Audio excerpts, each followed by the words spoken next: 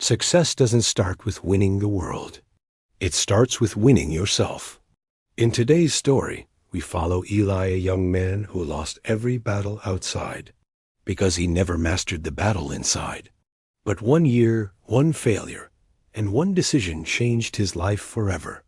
What if the reason you keep failing isn't the world, but yourself?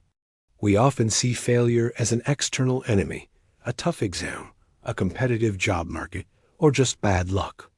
But the strongest people aren't those who win every external battle.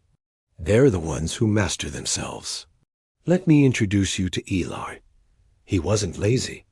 He wasn't foolish. And he definitely didn't lack dreams. His problem was something many of us face.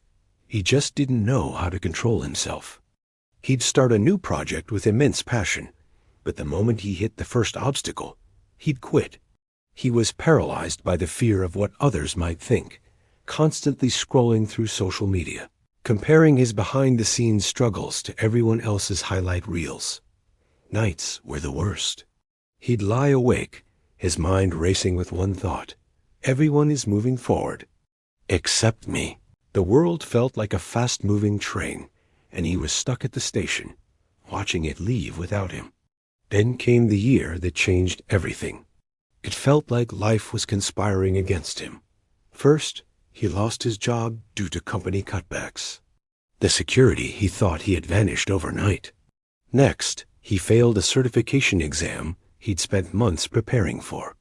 The result slip felt like a judgment on his intelligence. To make matters worse, his friends were all hitting major milestones, getting promotions, buying homes, getting engaged.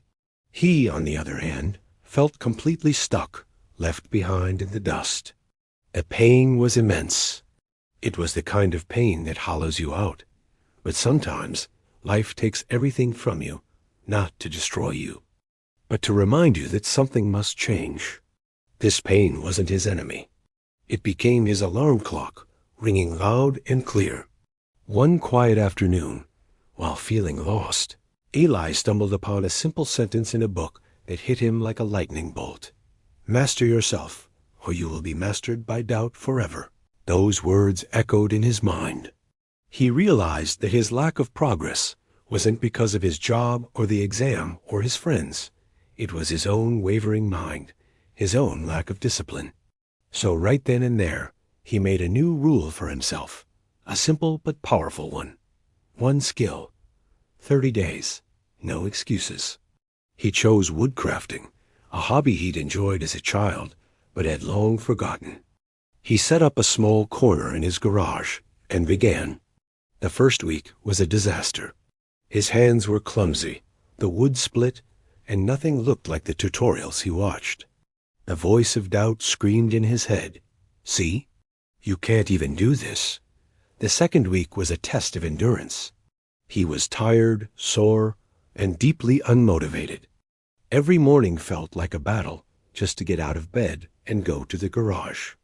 By the third week, he was on the verge of quitting. He stared at his failed projects, feeling the familiar sting of defeat. But this time was different. He remembered his rule: no excuses. He pushed through the urge to give up.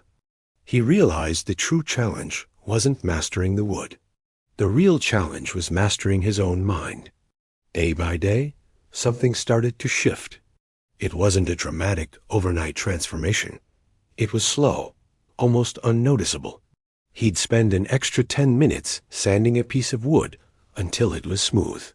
He'd watch a tutorial again after a mistake, not with frustration, but with a desire to understand. With each small victory, a cleaner cut, a sturdier joint, his focus sharpened. His confidence grew, not from praise, but from his own consistent effort. He was learning the fundamental rules of self-mastery. First, do it, especially when you don't feel like it. Discipline is the bridge between goals and accomplishment. Second, start small. Win the day, not the decade. Success is built on tiny daily triumphs. And third, your real enemy isn't the difficulty of the task, it's the doubt in your head. Months passed. The small corner in his garage now looked like a craftsman's workshop. His hands, once clumsy, were now steady and skilled. People started to notice his work. A neighbor asked him to build a small bookshelf. A friend commissioned a custom picture frame, but the changes went far deeper than his newfound skill. A quiet confidence started to shine in his eyes. The discipline he practiced with woodcrafting spilled over into other areas of his life. He started exercising. His posture improved. Patience, learned from hours of meticulous work, softened his voice and made him a better listener. He was no longer the confused, anxious young man lost in comparison. He had become a respected craftsman, someone who created value with his own two hands. Eli didn't master woodcrafting first. He mastered patience. He mastered discipline. He mastered himself. He learned that when you conquer the chaos within your own mind, the world outside slowly begins to change around you. The opportunities he once chased now came to him. The respect he craved from others was replaced by self-respect, which was far more powerful. His journey wasn't about becoming a master woodworker. It was about becoming the master of his own will. So don't wait for motivation to strike. It's fleeting. Start with discipline.